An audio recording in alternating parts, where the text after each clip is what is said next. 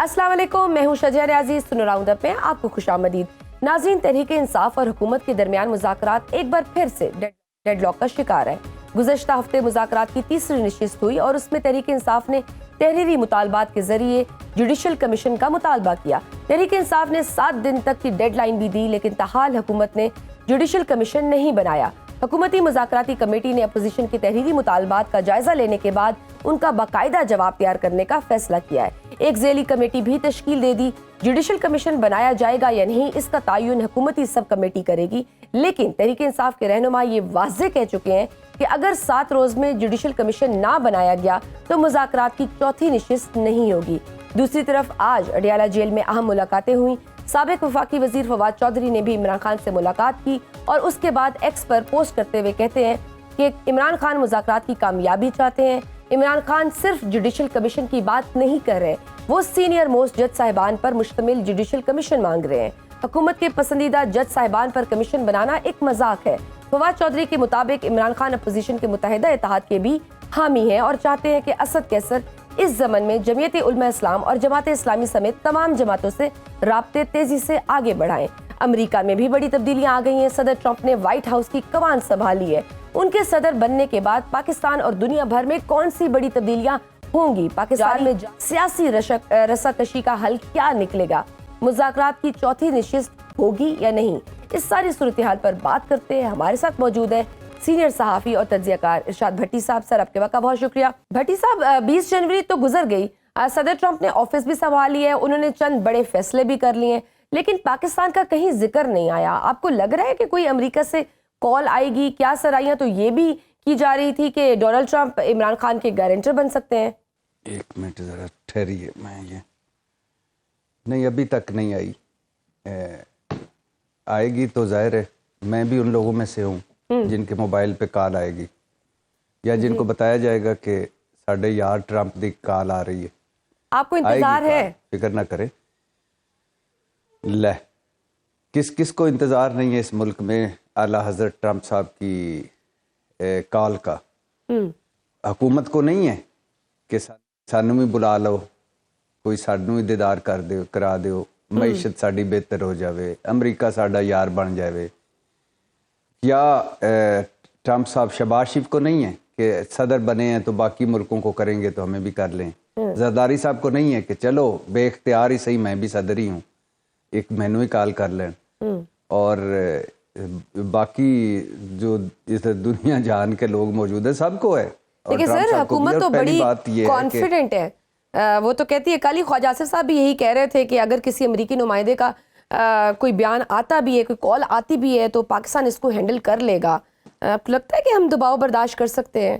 ये इस पोजीशन में भी है। पहली बात तो ये है कि ज़िंदगी में शजिया की उम्र मुझसे थोड़ी है, ज़िंदगी में इन लोगों को सीरियस नहीं लेना जिनके हमारा, चूँकि अब ये हम इसमें हैं, हम रोज़ी रोटी कमा रहे हैं। ये 2-4 जिन लोगों के आप लिए हैं ना, मैं तो नाम भी नहीं लेता, अगर मुझे ज़रूरत ना महसूस हो तो इनको सीरियस नहीं लेना। ये वो उन फिल्मों के किरदार हैं जो फिल्में ज़बरदस्ती सिनेमा हॉलों में लगाई गई हैं, पिटी हुई डब्बा बंद फिल्में, इनके नाम ना लेना। अब ये जिन लोगों के अपने नाम लिए हैं वो बात किसकी कर रहे हैं? ट्रंप की बात किसकी करते हैं? अमरीकी प्रेशर के हैंडल होने की। और दूसरी, अभी परवेज़ मुशर्रफ दौर के नसीम अशरफ साहब ने किताब लिखी, आपने शायद वो खबर पढ़ी हो या उस किताब का ज़रूर पढ़िएगा, उसमें और भी बड़ी मज़े मज़े की बातें हैं। ये पीसीबी के चेयरमैन थे और ह्यूमन डेवलपमेंट के जो बोर्ड था या कमीशन था उसके भी चेयरमैन थे और स्टेट मिनिस्टर भी थे, क्रिकेटर भी रहे हैं। ये इन्होंने किताब लिखी है, कहते हैं कि अब आप ज़रा मुलाहिज़ा फरमाएं, परवेज़ मुशर्रफ दौर है जी, आला हजरत नवाज शरीफ तैयारा हाईजैकिंग केस में अंदर है, उन्हीं इंसदाद दहशतगर्दी की अदालतों में जो आला हजरत ने खुद बनाई थी। अच्छा, तो वो अंदर है। बिल क्लिंटन, रफ़ीक तारड़, वो जिसने ब्रीफ केसों से वो सजाद अली शाह दौर में ब्रीफ केस वो जजेस तकसीम, रफ़ीक तारड़ सदर है जी जी, ऐवान सदर है। बिल क्लिंटन इंडिया से चंद घंटों के लिए पाकिस्तान आता है। ऐवान सदर में लंच और हाई टी टाइप एक मुश्तरका टाइप सा होता है, उसमें بل کلنٹن صاحب اٹھ کر واش روم جاتے ہیں. جی. پیچھے سے اس وقت کے ہمارے چیف جسٹس ارشاد حسن خان صاحب بھی واش روم میں چلے جاتے ہیں. وہاں وہ بل کلنٹن کو یقین دلاتے ہیں کہ حضور عالی مرتبت نواز شریف کو پھانسی یا کوئی بہت بڑی سزا نہیں دی. بالکل صحیح. اور پھر یہ بھی تاریخ میں ہے کہ بل کلنٹن نے 2-3 ملکوں کی ڈیوٹی لگائی تو وہ چلے گئے. تو میں یہ سارا آپ کا ٹائم ویسٹ کرنے کا مقصد یہ ہے کہ یہ جو ایک منٹ کی جگتے مار رہے ہوتے ہیں اور جن کا اور آپ آپس میں جگتے مار رہے ہوتے ہیں, بھلا یہ پریشر امریکی ہینڈل کرنے کے قابل ہیں؟ ان کی اتنی اوقات ہے, ان کی اتنی حیثیت ہے؟ ایک IMF تھوڑا سا لیفٹ رائٹ ہو جائے تو ان کو لگ پتا جائے ان کے ہو کیا گیا ہمارے ساتھ. ایک بے نظیر بھٹو کو کس نے کون اقتدار میں واپس لایا تھا؟ جی. امریکہ. دبئی میں کس پرویز مشرف, باوردی پرویز مشرف بے نظیر بھٹو کی ملاقاتیں کون کروا رہی تھی؟ کونڈولیزا رائس امریکہ. نواز شریف جدہ سے لندن, لندن سے پاکستان امریکہ, پاکستان سے جدہ امریکہ. ایک کولن پال کی کال آئی تھی اور ہمارے پرویز مشرف اور 9/11 کے اتحادی بن گئے تھے. اعلیٰ حضرت ریمنڈ ڈیوس آپ کے سامنے ہے کہ وہ کیسے, تو یہ کون لوگ ہیں, کہاں کس دنیا کے لوگ ہیں سر؟ لیکن ماضی میں اگر دیکھیں تو ان کے پاس گارنٹر تھے نا. اگر ہم بات کریں نواز شریف صاحب کی تو سعودی عرب گارنٹر تھا, بے نظیر کی آپ نے بات کی تو امریکہ تھا. تو عمران خان کے کیس میں آئی تھنک کہنے کو تو یہی ہے کہ ابھی فی الحال ان کے پاس کوئی گارنٹر نہیں ہے, یا ہے؟ نہیں, بہت سارے. دیکھیں یہ دور ہے شجیہ لابنگ کا دور ہے. یہ دور ہے 2+2=4. یہ دور ہے پیسے کا دور ہے. یہ دور ہے تعلقات کا دور ہے. جس کے بارے میں ٹرمپ صاحب بات کریں گے, جس کے بارے میں ٹرمپ صاحب بات کریں گے, اس کی رہائی کیوں نہیں ہوگی؟ پہلی بات تو یہ ہے کہ آن سیریس نوٹ, اب عمران خان پہلے دن سے کہہ رہے ہیں کہ میں نے پاکستانی عدالتوں سے رہا ہونا ہے. میں ٹرمپ صاحب اچھی بات ہے صدر بن گئے ہیں, لیکن میں نے پاکستانی عدالتوں سے رہا ہونا ہے. پھر عمران خان یہ بھی کہہ رہے ہیں کہ یہ جو مذاکرات ہو رہے ہیں اس میں مجھے نہ رکھنا, کہیں یہ لوگ یہ نہ سمجھے کہ میں کوئی ڈھیل یا NRO لے رہا ہوں. تیسری بات یہ ہے کہ اگر ٹرمپ صاحب کا کوئی کال آتی ہے یا ٹیلی فون آتا ہے یا کوئی دباؤ پڑتا ہے, ہم دباؤ برداشت کرنے کے قابل نہیں ہوں گے.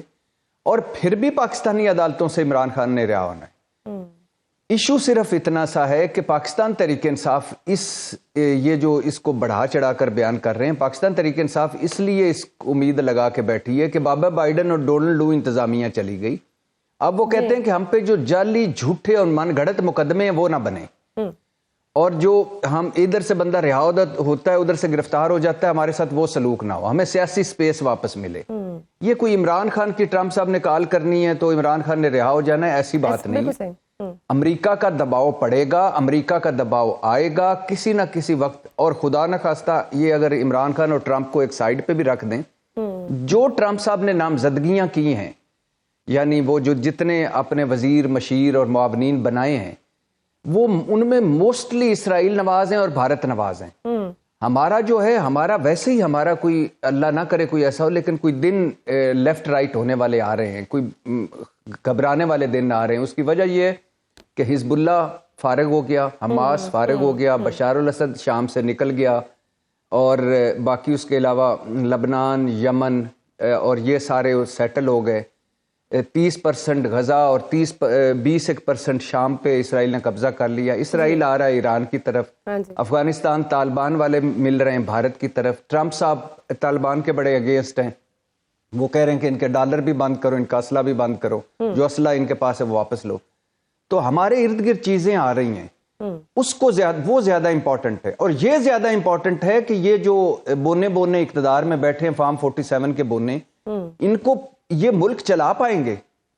اس جو دہشت گردی کا حال ہے, جو معیشت کا حال ہے, جو سیاسی عدم استحکام کا حال ہے, اس وقت یہ سمجھ رہے ہوں گے کہ 4 دن ہم ذرا مضبوط ہیں, تحریک انصاف کمزور ہے, لیکن یہ کیا اسی طرف تحریک انصاف کو مائنس کر کے ملک چلا پائیں گے, یا ملک چل پائے گا؟ نہیں چل پائے گا. سر حکومت دعوے تو بہت کرتی ہے کہ ہم مہنگائی کو کنٹرول کر رہے ہیں, ہم سنگل ڈیجٹ پہ لے آئے ہیں, اس کے بڑھنے کی رفتار ہم نے کم کر دی ہے, اور اسٹاک ایکسچینج ہمارا کہاں جا رہا ہے؟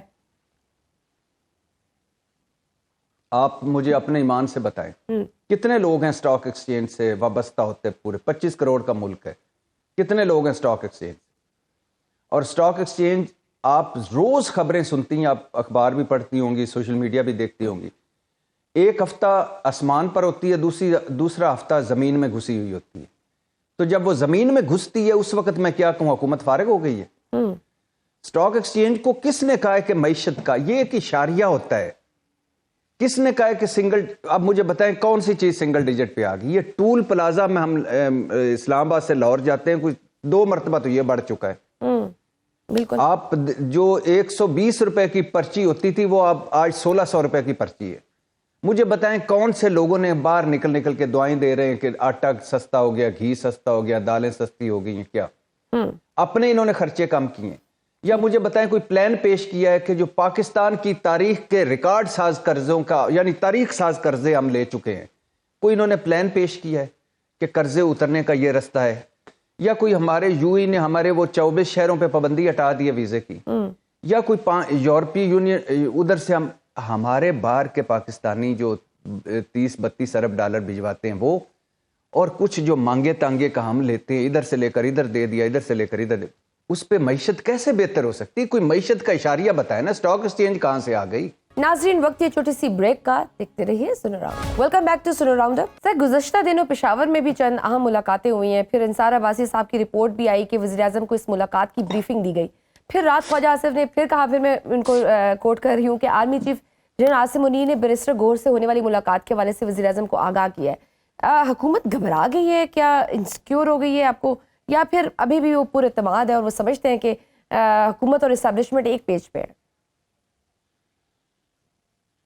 دیکھیے پہلی بات تو یہ ہے کہ وہ ملاقات ہوئی، آرمی چیف بیرسٹر گوہر، بیرسٹر سیف علی امین گنڈا پور اور آرمی چیف صاحب کے ساتھ 2 اور ان کے فوجی افسر تھے۔ یہ ملاقات ہوئی 6 لوگوں میں، لیکن اس ملاقات کو مذاکرات کا رنگ دینا یا کوئی اس ملاقات کو کوئی کہنا کہ یہاں کوئی یہ کوئی ایک دوسرا دروازہ کھل گیا، وہ غلط بات ہے۔ اس میں سیکیورٹی کے معاملات بھی ڈسکس ہوئے ہوں گے، اس میں پولیٹیکل معاملات بھی ڈسکس ہوئے ہوں گے، اور کیا برائی ہے یار؟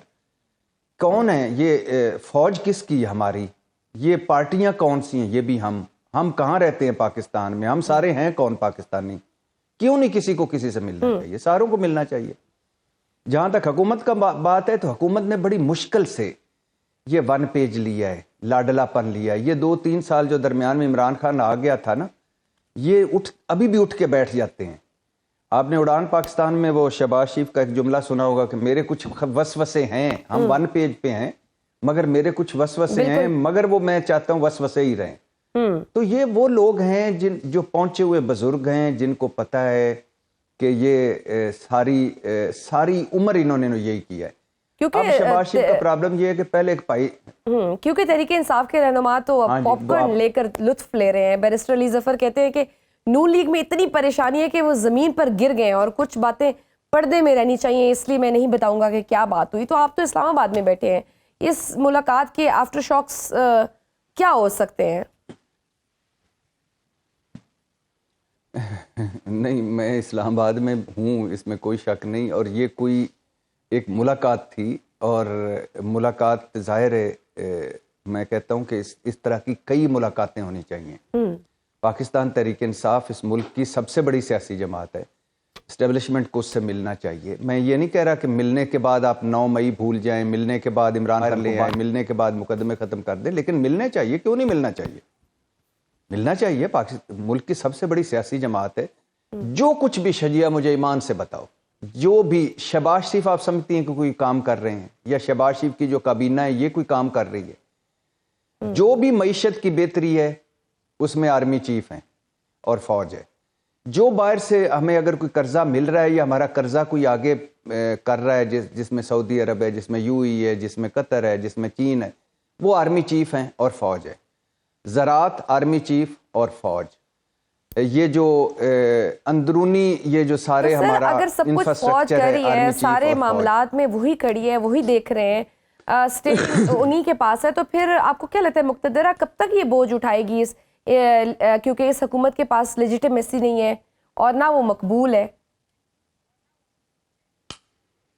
ایک یہی ایک بڑا سوال آخری لمحے پہ آ گیا تھا جب عمران خان وزیر اعظم تھے، اور اس وقت صورتحال یہ تھی، آپ کو یاد ہوگا اس وقت پاکستان تحریک انصاف اس پوزیشن پہ پہنچی ہوئی تھی کہ لوگ کہتے تھے ان کی ٹکٹ کون لے گا اگلی اسمبلی میں، جی اگلے الیکشن میں، اور 13-14 ضمنی الیکشن ہار چکی تھی۔ اس وقت جب اس وقت کی مقتدرہ نے، اس وقت کی فوج نے، اس وقت کی اسٹیبلشمنٹ نے کہا کہ آپ اپنا قد اٹھائیں، اب آپ بوجھ خود اٹھائیں، تو اس وقت نہیں رہ سکے۔ گو کہ اس میں بہت ساری اور باتیں، مولانا صاحب اور کہانی سناتے ہیں کہ ہمیں کہا گیا کہ تحریک عدم اعتماد لے آئیں، ڈونلڈ لو کی اور کہانی ہے، باقی اور کہانی ہے، لیکن جب آپ کی بنیادیں یاد رکھیں، ایک ہمیشہ بات یاد رکھیں، جب آپ آئین توڑ دیتے ہیں، یعنی آئین توڑنے کا مطلب ہے کہ جب آپ آئین کے بنیادی سٹرکچر جو آئین ہے پاکستان، آئین کے بنیادی سٹرکچر جو پاکستان کا ہے وہ اب نہیں ہے۔ جی ہمارا یہ ملک جو جس آئین پہ کھڑا تھا اس کے 3 پلر تھے، حکومت، پارلیمنٹ، ایگزیکٹو پارلیمنٹ اور آزاد عدلیہ۔ اب آزاد عدلیہ نہیں رہی، جی اور میں آج میری بات لکھ لیجئے گا، یہ شہباز شریف، یہ آصف علی زرداری، یہ بلاول بھٹو، یہ مریم نواز روتے پھریں گے پیشیوں پہ کہ ہمیں عدلیہ انصاف نہیں دے رہی، عدلیہ آزاد نہیں رہی، جو یہ کام کر گئے ہیں۔ تو بھٹی صاحب یہ پھر سیکھتے کیوں نہیں ہیں اپنی غلطیوں سے؟ سوال تو یہ ہے، کیونکہ ماضی میں دیکھا ہے کہ کس طرح سے ان کے خلاف بھی عدلیہ استعمال ہوئی اور انہیں بھگتا، اور بہت سارے کیسز ہوئے اور پولیٹیسائزڈ ہوئے، انہوں نے عدالتوں جیلوں میں بھی گئے۔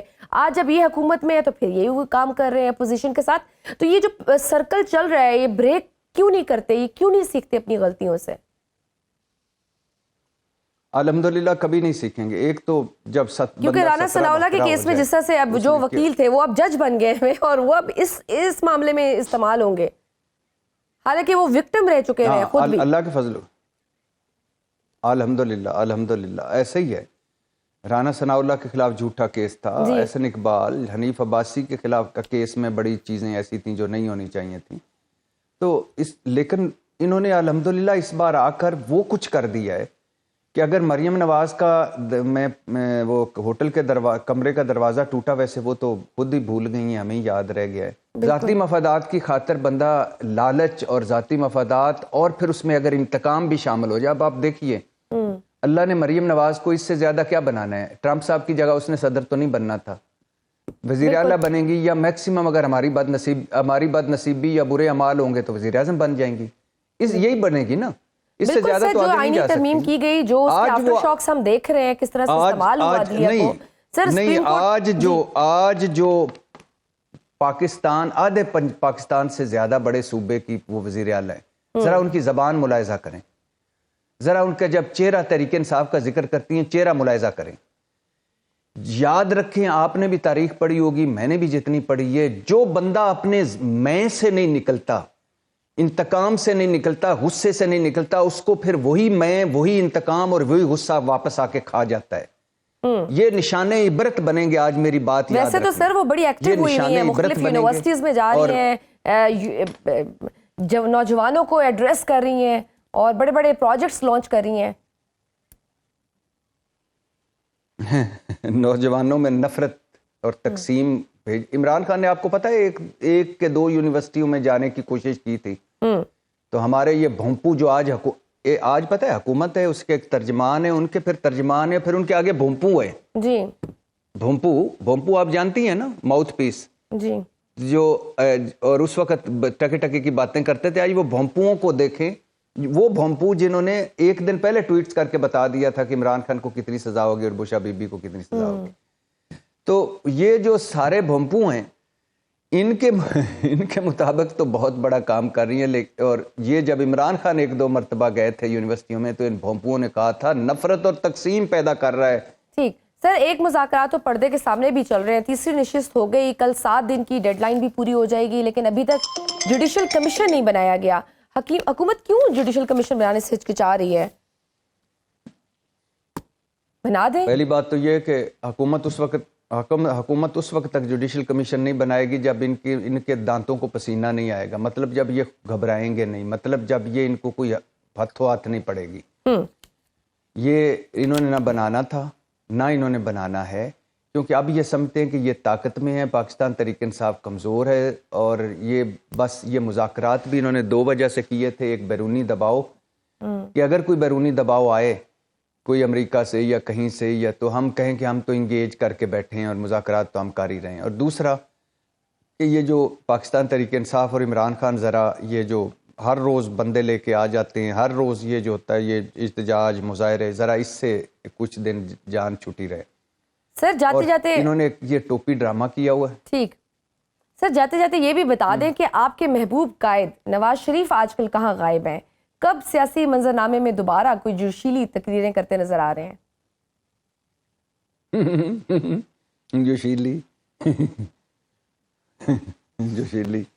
یعنی پورا نظام لگا ہوا ہے اس ملک کا کہ عمران خان چپ ہو جائے، وہ چپ نہیں ہوتا. پورا نظام لگا ہوا ہے کہ نواز شریف بول پڑے، وہ بولتا نہیں ہے. اب میرے محبوب قائد نے جب سیاست پہ 3 لفظ حرف بھجوا دی ہیں، جب میرے محبوب قائد نے کہا ہے کہ یہ دھندا سانو چنگا نہیں، اور جب میرا محبوب قائد 8 فروری 2024 کے وہ جو الیکشن ہے اس کے آفٹر شاک میں ہے، یا اسی سکتے میں ہے، یا اسی قومے میں ہے، اور جب میرا محبوب قائد اپنا سارا کچھ کر چکا ہے، آپ اندازہ کریں آخری 3 جملے ذرا غور کر کے سنیے گا. لندن میں ایک مفرور آدمی تھا، مجرم تھا، آج وہ باعزت ہے، پاکستان مسلم لیگ کا صدر ہے، سارے کیس ختم ہو گئے سارے اہل و عیال کے. اس کا ایک بھائی تھا جی، وہ وزیر اعظم ہے، اس کی ایک بیٹی تھی وہ وزیر اعلیٰ ہے، اس کا ایک سمدھی تھا وہ ڈپٹی وزیر اعظم ہے، اس کی ایک پارٹی تھی جو ہار گئی تھی وہ اقتدار میں ہے، اور اس کے جو سب سے بڑے مخالف تھے جن کو وہ کرپٹ سمجھتا تھا ان کو شامل اقتدار کیا ہوا ہے. اور اس کے جو بچے تھے خیر سے وہ اب سیٹل ہو رہے ہیں، ان کے لیے ایک مرتبہ وہ چین بھی گئے تھے، اور ان کے جو بھتیجے تھے، یہ گدی کی جو گھر میں گدی کی ایک لڑائی تھی اس سے میں بھی وہ سرخرو ہو چکے ہیں.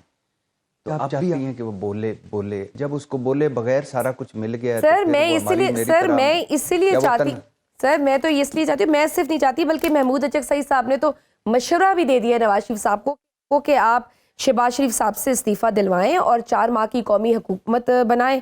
نواز شریف صاحب یہ بات تسلیم کریں گے؟ محمود اچکزئی شجیہ نیازی کس سے پوچھ رہی ہے؟ ارشاد بھٹی سے. کہا کس نے؟ محمود اچکزئی نے. کس کو کہا ہے؟ نواز شریف کو. مشورہ دیا شہباز شریف ہاں جی. اور حکومت کون سی؟ 4 مہینے کی. اور اس کے بعد عمران خان. یعنی پاگل ہیں یہ سارے. یہ ایسے اس طرح کے روز مشورے آتے ہیں، کوئی نہیں کسی نے کچھ کرنا. آخری منٹ، آخری سیکنڈ، آخری نینو سیکنڈ تک اقتدار سے شہباز شریف صاحب چمٹے رہیں گے. اور نواز شریف اور شہباز شریف صاحب نے جو کچھ حاصل کرنا تھا، یہ کچھ لوگ تھے جو اس اگر ان کو ایک فیکٹری دے دی جاتی نا تو وہ اس میں assistant vice deputy G M ہوتے. ان کے حوالے ہم نے پورا ملک کر لیا. میں تو اس لیے کہتا ہوں ابھی 190 ملین پاؤنڈ چل رہا تھا اور میں کہتا تو ظالموں تم لوگوں کی کوئی کرپشن کوئی مسئلہ ہے؟ ملک کرپٹ لوگوں کے حوالے کیا ہوا ہے. سارے میگا کرپشن سکینڈل مک گئے ہیں. Dubai leaks, Panama leaks, Pandora leaks اور سوئس لیک سارا ہضم ہو گئے ہیں. حدیبیہ، العزیزیہ، فلیگ شپ اور وہ کیا کہتے ہیں آگے وہ ٹی ٹی اور آگے 35 ارب جعلی اکاؤنٹس منی لانڈرنگ. اور ابھی آپ وہ پھر رہے ہو کہ ایک یونیورسٹی بنی دی سی تے گھڑی لئی گئی سی تے قید ظالموں. کوئی کرپشن آپ کا ایشو ہے؟ بالکل صحیح. بہت شکریہ سینئر ارشاد بھٹی صاحب ہمارے ساتھ موجود تھے. ناظرین وقت کی چھوٹی سی بریک کا دیکھتے رہیے snow round up. Welcome back to snow round up. ناظرین ڈونلڈ ٹرمپ نے باقاعدہ حلف اٹھانے کے بعد وائٹ ہاؤس کا چارج سنبھال لیا ہے اور انہوں نے پہلے ہی دن چند بڑے فیصلے کیے ہیں. صدر ٹرمپ نے ایک حکم نامے میں سابق صدر جو بائیڈن کے دور میں منظور کیے گئے 80 کے قریب قوانین کو منسوخ کرنے کی ہدایت کی ہے. ڈونلڈ ٹرمپ نے ایک آرڈر کے ذریعے امریکہ کے ورلڈ ہیلتھ آرگنائزیشن سے انخلاء کا حکم دیا ہے جس کے بعد امریکہ اس بین الاقوامی ادارے کو مزید فنڈنگ نہیں کرے گا. ڈونلڈ ٹرمپ نے پیرس کلائمیٹ معاہدے سے امریکہ کو الگ کرنے کا بھی حکم جاری کر دیا ہے جس کے تحت امریکہ آلودگی اور عالمی درجہ حرارت میں اضافے کو روکنے کے لیے کام کرنے والی اس تنظیم کا مزید حصہ نہیں رہے گا. ڈونلڈ ٹرمپ کے حلف اٹھانے کے بعد امریکہ میں سوشل میڈیا ایپ ٹک ٹاک کو بھی بحال کر دیا گیا ہے. انہوں نے حلف اٹھاتے ہی پہلے دن 2021 میں کیپٹل ہل پر دھاوا بولنے کے الزام میں سزا پانے والے اپنے 1500 حامیوں کی سزائیں معاف کرنے کا اعلان کیا ہے جس کے بعد 200 سے زائد افراد فوری طور پر جیلوں سے رہا ہو چکے ہیں.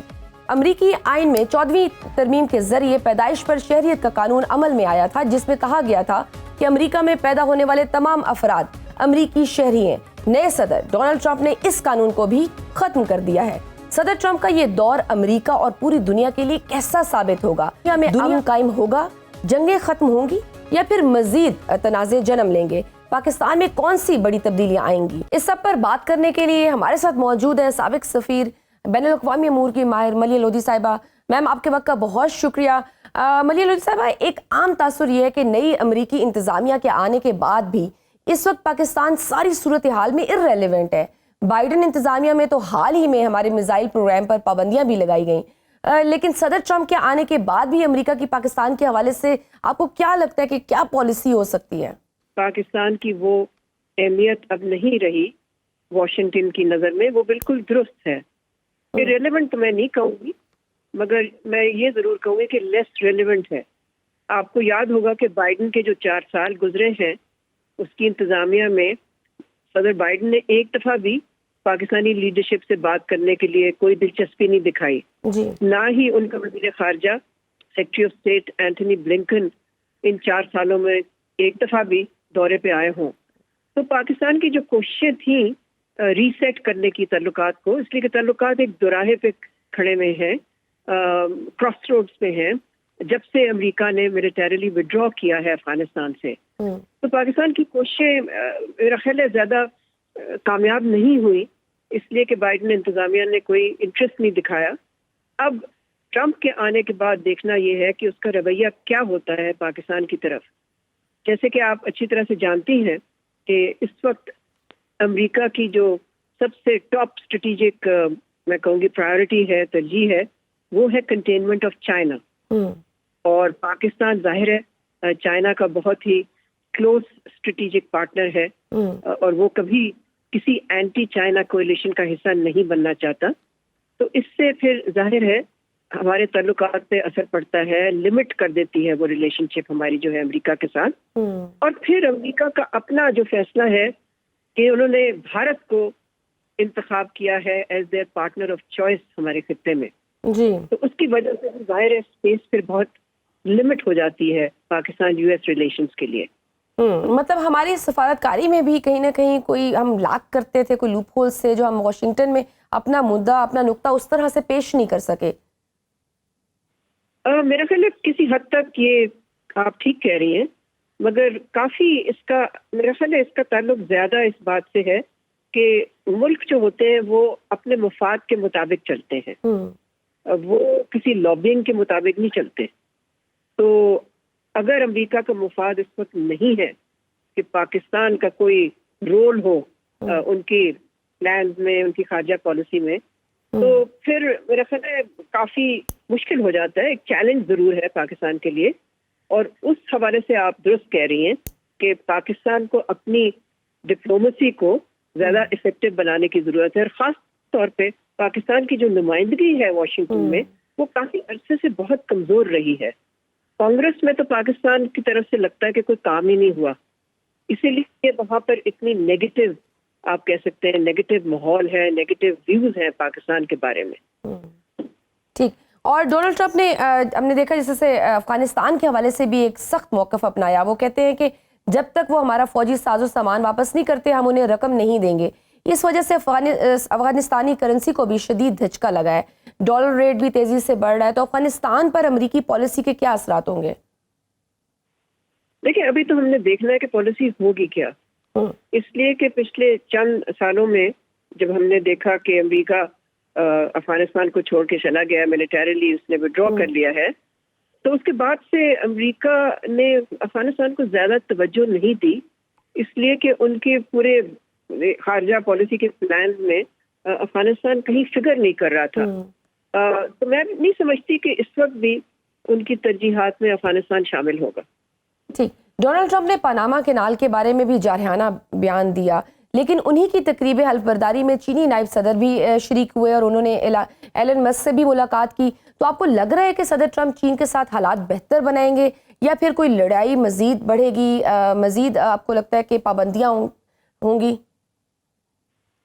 دیکھیں صدر ٹرمپ نے بار بار کہا ہے کہ وہ ٹیرف جو ہیں وہ لگانا چاہتے ہیں یا انکریز کرنا چاہتے ہیں، ریز کرنا چاہتے ہیں چائنیز امپورٹس پہ، اور ان ملکوں کے امپورٹس پہ جن کا ٹریڈ سرپلس ہے امریکہ کے ساتھ. اس حوالے سے تو ہم دیکھ سکتے ہیں کہ ایک قسم کی آپ کہہ سکتے ہیں کہ جو تجارتی جنگ ہے اس میں شاید اضافہ ہو.